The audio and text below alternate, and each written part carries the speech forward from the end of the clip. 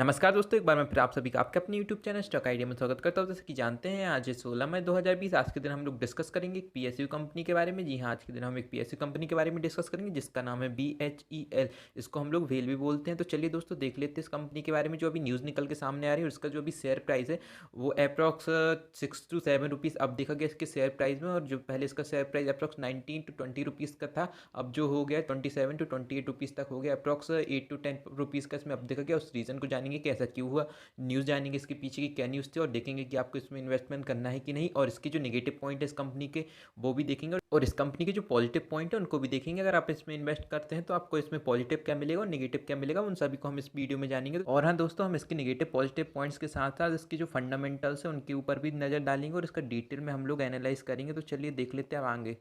तो चलिए दोस्तों, अब देख लेते हैं भेल कंपनी के बारे में। तो इसका फुल फॉर्म क्या है? Bharat heavy electrical limited. इसको हम लोग किस नाम से जानते हैं? BHEL, भेल नाम से भी जानते हैं हम लोग इसको। और देख लेते हैं जब मार्केट ओपन था फ्राइडे के दिन, कल के दिन 15 मई के दिन, तो इसका जो लास्ट ट्रेडिंग प्राइस था वो कितना था? 27.25 रुपीज़। इसमें डाउन देखा गया था अप्रॉक्स 0.73% इसका, और अप्रॉक्स 0.2 रुपीज़ का इसमें डाउन देखने को मिला था हम लोगों को। अब चलिए दोस्तों, एक दिन का तो देख लिया हमने। अब चलिए दोस्तों, 5 दिन के बारे में डिस्कस करें। तो 5 दिन में इसने अप्रॉक्स 21% का रिटर्न दे दिया और अप्रॉक्स 4.7 रुपीज़ का इसने रिटर्न दे दिया। अब चलिए दोस्तों, 1 मंथ के बारे में देख लेते हैं। तो 1 मंथ में इसने अप्रॉक्स 24.71% रिटर्न दे दिया और अप्रॉक्स 5.40 रुपीज़ का इसने रिटर्न दे दिया। अब चलिए 6 मंथ के बारे में डिस्कस कर लेते हैं। तो आप देख सकते हैं लगातार ये डाउन होते आ रहा था, डाउन होते आ रहा था, लेकिन ये जो पॉइंट है इधर पे उसको सपोर्ट मिला है, ऐसा बोल सकते हैं। क्योंकि आप देख सकते हैं इधर पे कंसोलिडेट हो रहा था, इसको ब्रेकआउट पॉइंट नहीं मिल रहा था, लेकिन जैसे ही इसको ब्रेकआउट पॉइंट मिला है तो अप्रॉक्स ये 5 से 6 रुपये अब देखा गया हम लोगों को, और अप्रॉक्स 20 to 25 रुपीज़ की रिटर्न दे दिए, जैसा कि हमने पीछे देखा 1 मंथ के अंदर ही अंदर। ऐसा नहीं बोल सकते हम लोग कि इसका जो अप ट्रेंड है वो शुरू हो गया और इसका जो डाउन ट्रेंड है वो खत्म हो गया, क्योंकि अभी जो 2-3 न्यूज़ निकल के हैं इसके फेवर में, जिस कारण से हम लोग बोल सकते हैं कि जो इसके शेयर प्राइस है उसमें इतना ज़्यादा अप देखने को मिला है। अप्रॉक्स 6 to 7% का अप देखने को मिला। तो हम देखेंगे उस न्यूज़ के कारण इसमें अप देखने को मिला, और ये अप कब तक जारी रहेगा, कब से इसका जो डाउन ट्रेंड है वो स्टार्ट हो जाएगा। अब चलिए YTD की बात कर लेते हैं। 6 मंथ का तो देख ले, तो YTD में अप्रॉक्स 37.36% डाउन रहा और अप्रॉक्स 16.25 रुपीज़ डाउन रहा। और हाँ, जैसा कि मैंने आपको बोला था कि इसको इधर से ब्रेकआउट मिल गया है, लेकिन आप देखिए इसको एक बार और ब्रेकआउट मिला था इस पॉइंट पे। आप देख सकते हैं इस वाले पॉइंट पे इसको ब्रेकआउट मिला था, लेकिन ये अपना अप ट्रेंड जारी नहीं रख पाया, और देख सकते हैं इधर पे थोड़ी देर कंसोलिडेट हुआ, फिर इसने नीचे आ गया। तो ऐसा बोल सकते हैं कि अब इसका जो अप ट्रेंड है उसको कुछ नहीं बोल सकते हम लोग कि कब तक जारी रहेगा। अब चलिए दोस्तों, हम लोगों ने सिंस जनवरी 2020 तो देख लिया। 1 ईयर के बारे में डिस्कस कर लेते। तो 1 ईयर में अप्रॉक्स उसने 56.12% डाउन रहा, देख सकते हैं। इसने आपके पैसे हाफ कर दिए 1 साल में। अगर आपने 1 साल पहले इसमें 1 लाख रुपीज़ लगाए होते तो आज आपके पास होते मात्र 44,000 रुपीज़। तो देख सकते हैं अप्रॉक्स 56,000 रुपीज़ का घाटा हो जाता है आपको। अब चलिए दोस्तों, 1 साल का तो देख लिया, 5 साल के बारे में डिस्कस कर लेते हैं। तो 5 साल में ये अप्रॉक्स 82.53% डाउन रहा, देख सकते हैं आप 82.53% डाउन रहा, और अप्रॉक्स 128 रुपीज़ का इसने डाउन दिखाया। तो चलिए दोस्तों, अब हम लोग ने अभी 5 साल का भी देख लिया। मैक्सिमम के बारे में डिस्कस कर लेते हैं। तो मैक्सिमम कहाँ से? 5 जुलाई 2002 से लेके 2020 तक अप्रॉक्स 18 साल का ये डाटा हम लोग देख रहे हैं। तो आप देख सकते हैं 2002 में जो इसकी प्राइस थी अप्रॉक्स 40 रुपीज़ थी, 15 रुपीज़ की बिटवीन ट्रेड कर रहा था, और अप्रॉक्स इसने रिटर्न दे दिया। मतलब मैक्सिमम जो इसका रिटर्न है पूरे 18 साल के अंदर मात्र इसने रिटर्न दिया 120% का। मतलब आपके पैसे को इसने डबल तो किया है। अगर आपने इसमें 18 साल पहले 2002 में 1 लाख रुपए लगाए होते तो आज आपके पैसे होते अप्रॉक्स 2,20,000 रुपये। तो मात्र इसने रिटर्न दिया है 120% का। और आप अगर इसका कंपेयर बाकी शेयर से करते हैं, जैसे HUL हुआ, ब्रिटानिया हुआ, ये इनके सेक्टर्स अलग अलग हैं, लेकिन शेयर्स का कंपेरिजन कर रहे हैं 18 साल के अंदर, तो आप जाके देखिए HUL है, ब्रिटानिया है, नेस्ले है, FMCG के जो शेयर्स हैं उन लोगों ने कितना ज़्यादा रिटर्न दे दिया है इन 18 साल के अंदर। आपके पैसे लगातार 5-6 गुने करते आए। बजाज फाइनेंस को ले लीजिए आप, कहाँ 18-19 रुपये पे ट्रेड हो रहा था, आज उसकी प्राइस हज़ारों में है। आप जाके देख सकते हैं, सर्च कर सकते हैं। 2010 या 2008 की बात है जब उसकी प्राइस 18 या 19 रुपये के बिटवीन में ट्रेड हो रही थी, लेकिन आप जाके देखिए उसकी प्राइस अभी 2 से 3 हज़ार के बिटवीन में ट्रेड हो रही है। तो अप्रॉक्स उसने अपनी प्राइस का कितना ज़्यादा रिटर्न दे दिया? अप्रॉक्स 1000 से ऊपर % का ज़्यादा रिटर्न दे दिया। आप जाके देख सकते हैं। तो मेरा मानना है कि आप ऐसे शेयर में अगर इन्वेस्टमेंट करना चाहते हैं लॉन्ग टर्म के लिए, तो मैं इसमें लॉन्ग टर्म के लिए सलाह नहीं दूंगा। मैंने आपको इसी कारण से बताया, क्योंकि मेरा मानना है कि आप इन PSU जितने शेयर है, जैसे भारत हैवी इलेक्ट्रिकल्स हुआ, NTPC हुआ, और बाकी जैसे SAIL हुआ, तो ऐसे PSU शेयर्स में आप लॉन्ग टर्म के लिए इन्वेस्टमेंट ना करें, क्योंकि ये बहुत स्लो ग्रोथ दिखाते हैं। मेरा मानना है कि जो PSU शेयर्स हैं आप उसमें लॉन्ग टर्म के पर्पज से इन्वेस्टमेंट ना करें। शॉर्ट टर्म में स्विंग ट्रेडिंग करना चाहते हैं तो इसके लिए बेस्ट ऑप्शन है कौन? PSU shares. तो चलिए दोस्तों, मैक्सिमम में हम एक और पॉइंट देखते हैं कि ये 2002 में कितना प्राइस था इसका? अप्रॉक्स 15 रुपये था, और 2007 में देख सकते हैं आप इसका प्राइस कितना हो गया था? ₹362। इसके रिटर्न देख लेते हैं अब इन कितने साल, 5-6 साल में इसने रिटर्न दे दिए थे अप्रॉक्स 2836% के। आप देख सकते हैं 2002 से 2007, मतलब अप्रॉक्स कितना हुआ, 5 साल में अप्रॉक्स 2000 से ज़्यादा के रिटर्न आम से नहीं हो सकता था ये। लेकिन बाद में इसमें ग्रावाटाई रिसेशन आया 2008 का, जिस कारण से ये संभल नहीं पाया और अप्रॉक्स इसका जो हाई बना था उस रिसेशन के बाद अप्रॉक्स इसका हाई था 327 का हाई बना था। फिर देख सकते हैं आप ये लगातार डाउन आते रहा और उसका भी ट्रेंड अभी तक जारी है इसके डाउन का। तो चलिए दोस्तों, एक और पॉइंट मैं आपको बताना चाहूँगा। हम लोग ने मैक्सिमम तो देख लिया, तो आप देख सकते हैं 2007 के हाईएस्ट के बाद 2008 का रिसेशन है, उसके बाद थोड़ा इसने संभला ये शेयर, फिर बाद में इसने गिरावट दर्ज कर दी। इसका जो ट्रेंड है वो डाउन ट्रेंड जारी रहा और आप देख सकते हैं इसने लगातार अपने जो हाई है वो लोअर हाई बनाते रहा, मतलब पहले हाई से इसकी वैल्यू दूसरे हाई की कम होती रही। तो देख सकते हैं इसका जो हाई था इधर पे अप्रॉक्स ₹328 का था और इधर पे देख सकते हैं इसने जो हाई बनाया था अप्रॉक्स 183, मतलब देख सकते हैं इसके जो हाई है वो लोअर हाई बनते रहे, लोअर हाई बनते रहे, जिस कारण से हम लोग बोल सकते हैं इसका जो ट्रेंड है वो डाउन ट्रेंड चल रहा है। और दोस्तों कुछ लोग बोल रहे हैं कि इसका जो ट्रेंड है वो डाउन ट्रेंड से अप ट्रेंड में कन्वर्ट होने लगा, क्योंकि इतना देख लिया लोगों ने अप्रॉक्स उसने 1 मंथ में 25% रिटर्न दे दिया और लोग बोलने लगे कि इसके जो ट्रेंड है वो अप ट्रेंड में कन्वर्ट होने लगा। लेकिन हम लोग अभी इसका अप ट्रेंड नहीं मान सकते तब तक कंफर्मेशन ना मिले। अभी हम लोग ने देखा कि इसका लगातार लोअर हाई बनता रहा, लोअर हाई बनता रहा, लेकिन इसका रिवर्सल कब होगा, तभी अपना हाईयर हाई बनेगा, मतलब पहले वाले हाई से इसका अपर बनेगा दूसरा वाला हाई। इसमें आप देख सकते हैं जैसे ये इसका पहला वाला हाई ये था, फिर इसने थोड़ा अपना करेक्शन दिखाया, फिर इसने दूसरा वाला हाई इसके अब बनाया, तो इसके हाईयर हाई ये होता है। तो मतलब इसका कंफर्मेशन कब होगा, इसका अप ट्रेंड स्टार्ट हो गया तब होगा, तभी अपने लोअर हाई को हाईयर हाई में कन्वर्ट कर देगा। तो तभी मैं आपको एक नई वीडियो बना के बताऊंगा ऐसा कब होगा। तो चलिए दोस्तों, हम लोगों ने इसकी प्राइस 1 डे से लेके मैक्सिमम तक तो देख ली चार्ट के अकॉर्डिंग। अब चलिए और आगे देख लेते हैं। तो चलिए दोस्तों, अब इसकी इन्फॉर्मेशन ले लेते हैं। तो Bharat heavy electrical limited owned and founded by government of India. तो जो भारत हैवी इलेक्ट्रिकल लिमिटेड है वो किसके द्वारा फाउंडेड हुई थी, गवर्नमेंट ऑफ इंडिया की, और एस्टेब्लिश कब हुई थी, 1994 में। तो इस कंपनी को हम लोग ऐसा बोल सकते हैं कि इसका जो मैनेजमेंट है वो तो तगड़ा मैनेजमेंट है, क्योंकि इसको कौन का कंट्रोल करता है, गवर्नमेंट ऑफ इंडिया। और इसके जो मेन प्रमोटर है वो कौन है, प्रेसिडेंट ऑफ इंडिया, मतलब जो प्रेसिडेंट है गवर्नमेंट है, ऐसा बोल सकते हैं इसकी मैनेजमेंट है। तो इसको मैनेजमेंट से लेकर तो कोई सवाल नहीं उठेंगे, ना ही कोई दिक्कत है इसके मैनेजमेंट को लेकर। तो चलिए और आगे देख लेते हैं। Fail is the India largest power generation equipment manufacture, मतलब जो फेल है वो इंडिया की largest power generation equipment manufacture. अब चलिए, जैसा कि मैंने आपको बोला इसके फाउंडर कौन है, गवर्नमेंट ऑफ इंडिया, तो इसके जो मैनेजमेंट है उसको लेकर आपको कुछ संदेह नहीं होना चाहिए। तो चलिए, फाउंडेड कब हुई थी हमने ऊपर भी देख लिया, एस्टेब्लिशमेंट कब हुआ था इसका 1964 में। और नंबर ऑफ एम्प्लॉयमेंट की बात करें अप्रॉक्स 40,000 इसके अंदर काम करते हैं। वहीं सब्सिडरी की बात करें तो इसकी सब्सिडरीज हैं NTPC wheel power project private limited. तो चलिए अब देख लेते हैं जो व्हील है वो सर्विसेज क्या क्या प्रोवाइड करती है, power, industries, transportation, renewables, transmission, defence and aerospace, energy storage and oil and gas.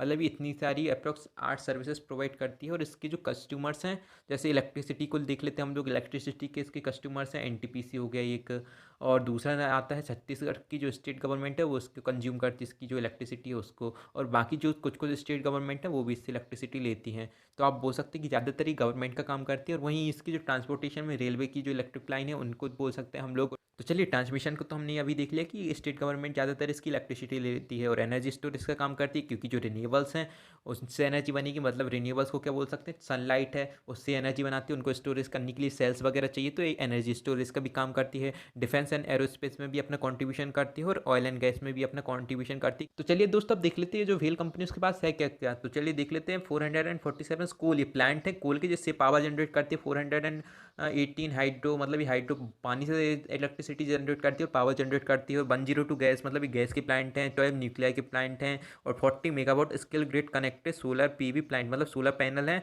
Approx 40 megawatt skill grid के, मतलब ये इतनी एनर्जी जनरेट कर सकते हैं। Distribution in all state and 6 union territories of the country, मतलब ये डिस्ट्रीब्यूट करते हैं ऑल स्टेट में, जैसा कि मैंने आपको पीछे बोला है ऑल स्टेट में इसकी जो इलेक्ट्रिसिटी है वो ज़्यादातर सप्लाई होती है। तो अब और आगे देख लेते हैं। तो जो ये व्हेल कंपनी है वो अप्रॉक्स 83 कंट्रीज में फैली हुई, मतलब कितनी ज़्यादा एक्सपेंड है व्हेल कंपनी, उधर पे इसकी इंडस्ट्रीज हैं, सब बोल सकते हैं। अब चलिए इसकी वैल्यूएशन के बारे में डिस्कस कर लेते हैं। तो 15 मई को हमने पीछे भी देखा है, लास्ट ट्रेडिंग प्राइस कितना था, 27.3 रुपीज़, और उसमें अप्रॉक्स डाउन देखा गया था 36% का, 0.36% का, और अप्रॉक्स 0.10 रुपीज़ का। चलिए इंडस्ट्रीज की बात करें तो इलेक्ट्रिक इक्विपमेंट की इंडस्ट्री मार्केट कैप की बात करें तो उसका market cap approx 9,628 crore rupees है। लेकिन मैं आपको एक और बात बता दूं कि 2-3 दिन पहले इसका मार्केट कैप अप्रॉक्स 8,000 रुपीज़ के अंदर आता था, मतलब 8,500 को इसका मार्केट कैप हुआ करता था 2-3 दिन पहले। तो आप देख सकते हैं मात्र 2 दिन के अंदर ही अंदर इसमें अप्रॉक्स इसके मार्केट कैप में 1,000 करोड़ रुपीज़ का अब देखा गया। ऐसा क्यों? क्योंकि इसके जो शेयर प्राइस उसमें हम लोगों को अब देखने को मिला। अब चलिए इसकी पी की बात करें तो इसकी जो पी है अप्रॉक्स 12.83 है, वो इंडस्ट्री की पी की बात करें अप्रॉक्स 27.08 है, मतलब इंडस्ट्री की पी से इसकी जो पी है वो हाफ है, ऐसा बोल सकते हैं, हाफ से भी कम, मतलब ये सस्ती कंपनी बाकी कंपनी के हिसाब से इसकी सेक्टर की।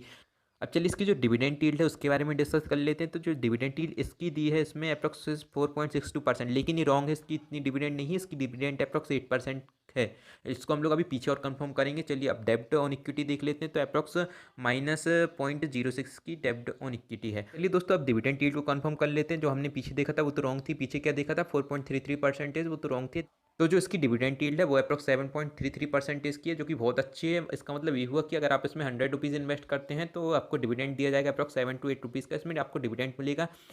और हाँ, आप इसमें एक और बात ध्यान रखिए कि इसके जो प्रमोटर हैं मेन कौन है, गवर्नमेंट ऑफ इंडिया, मतलब प्रेसिडेंट ऑफ इंडिया इसके जो मेन प्रमोटर हैं। तो तब गवर्नमेंट को पैसे की ज़रूरत पड़ती है तो ये कंपनी क्या डिक्लेयर करती थी, डिविडेंड, जिस कारण से जो इसका डिविडेंड डिक्लेयर करती है तो उसको क्या गवर्नमेंट को पैसे मिल जाते हैं जब ज़रूरत पड़ती है। तो इसी कारण से ये डिविडेंड कब डिक्लेयर करती है, जब गवर्नमेंट को पैसे की ज़रूरत रहती है। तो मतलब गवर्नमेंट इससे खुद डिविडेंड डिक्लेयर कराती है, ऐसा बोल सकते हैं। तो यील्ड को कंफर्मेशन कर लिया कि इसकी डिविडेंड यील्ड कितनी है, अप्रोक्स 7% के अबव है। और ऐसा क्यों होता है, क्योंकि पीएसयू कंपनी और जब गवर्नमेंट को पैसे की ज़रूरत पड़ती है तो ये कंपनी डिविडेंड डिक्लेयर कर देती है, जिससे गवर्नमेंट को थोड़ा बहुत पैसा मिल जाता है। अब चलिए शेयर होल्डिंग पैटर्न्स की बात करें तो उसको मेजॉरिटी ऑफ शेयर होल्डर्स कौन है, प्रमोटर कौन है अभी पीछे दिखेंगे। प्लेस्ड प्रमोटर होल्डिंग नन है। म्यूचुअल फंड की बात करें तो ये 17 स्कीम्स में इसमें इंटरेस्ट दिखा है और अप्रोक्स 5.62% की होल्डिंग बनाई है। फॉरेन इन्वेस्टर्स की बात करें तो अप्रोक्स 9.36% की होल्डिंग बनाई है। अप्रोक्स 147 फॉरेन इन्वेस्टर्स ने इसमें इंटरेस्ट दिखाया है।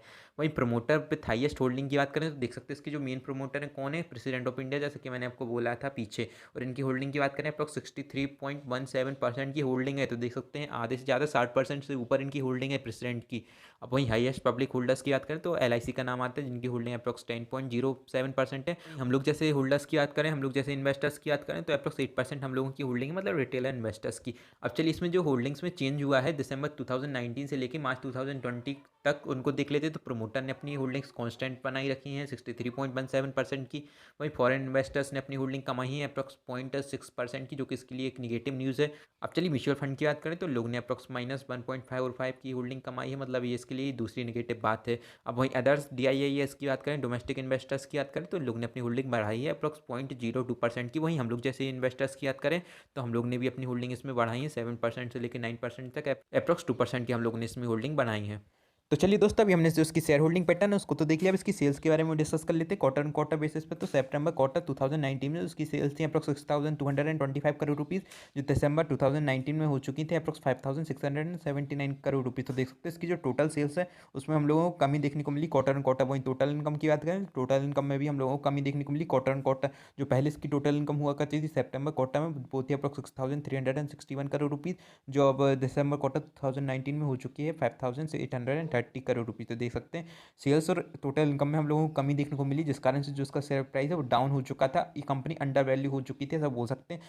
तो चलिए अभी तक हमने जो इसकी सेल्स है और टोटल इनकम है उसके बारे में डिस्कस कर लिया। अब इसकी हम लोग बात करते हैं शेयर कैपिटल की। तो जो शेयर कैपिटल थी मार्च 2018 में अप्रॉक्स 734 करोड़ रुपीज़, जो कि मार्च 2019 में हो चुकी थी अप्रॉक्स 696 करोड़ रुपीज़। तो देख सकते हैं इसकी जो शेयर कैपिटल है उसमें हम लोगों को कमी देखने को मिली। अब आप एक मेन पॉइंट को देखिए कि इसके जो रिजर्व एंड सरप्लस हैं कितने हैं। तो इसकी मार्च 2018 में थे अप्रॉक्स 31,866 करोड़ रुपीज़, जो कि मार्च 2019 में हो चुके थे अप्रॉक्स 30,703 करोड़ रुपीज़। तो देख सकते हैं इसकी जो रिजर्व एंड सरप्लस है हमको उनमें कमी देखने को मिली। इसके लिए एक और नेगेटिव पॉइंट है, मतलब 3 नेगेटिव पॉइंट हो गए और अभी हम इन नेगेटिव पॉइंट्स को डिटेल में पीछे और डिस्कस करेंगे। तो चलिए अब और आगे देख लेते हैं।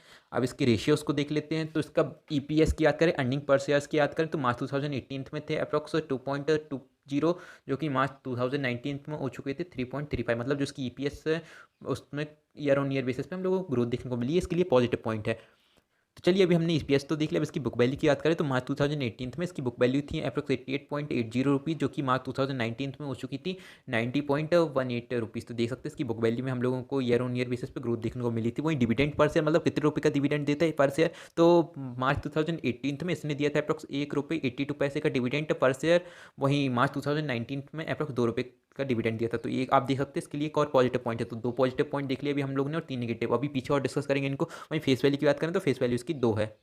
चलिए अब लास्ट ट्रेडिंग सेशन के बारे में डिस्कस कर लेते हैं। मतलब कल के दिन 15 मई के दिन जो इसका लास्ट ट्रेडिंग प्राइस था अप्रॉक्स 27.25 था। इसको हमने पीछे भी डिस्कस कर लिया और इसमें अप्रॉक्स डाउन देखने को मिला 2.20 रुपीज़ का और अप्रॉक्स 0.73% का डाउन देखने को मिला। वहीं ओपन की बात करें, ओपन कितने रुपीज़ पे हुआ था? 27.5 रुपीज़ पे ओपन हुआ था। हाई अप्रॉक्स 28.25 रुपीज़ का था और लो की बात करें तो 27 रुपीज़ का इसका लो बनाया था।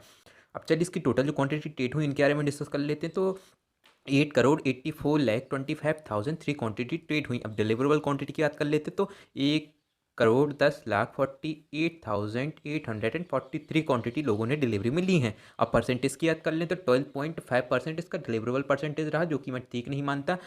तो मेरा मानना है कि अभी इस शेयर में लोग इन्वेस्टमेंट करने के लिए इंटरेस्टेड नहीं है। अभी वो इसमें इंट्राडे कर रहा है 1-2 पॉइंट के लिए। देख सकते हैं 27.45 रुपीज़ इसका परसों का क्लोजिंग था और इसका हाई बना था अप्रॉक्स 28.25 रुपीज़। तो देख सकते हैं मात्र 1 से 1.5 पॉइंट के लिए लोग इसमें इंट्राडे कर रहे हैं, अभी इन्वेस्टमेंट करने के लिए इंटरेस्टेड नहीं है।